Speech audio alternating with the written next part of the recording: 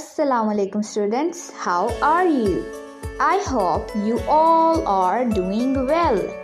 So students, today we will explore different groups. Look at this picture. There is an apple, 2 bananas and 3 strawberries in the basket. The apples, banana and strawberries are all fruits. And do you know, it's a fruit group. Now look at this picture. There is a tomato, 2 potatoes and some peas in the basket.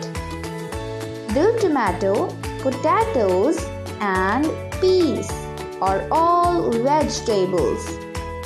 And remember, it's a vegetable group.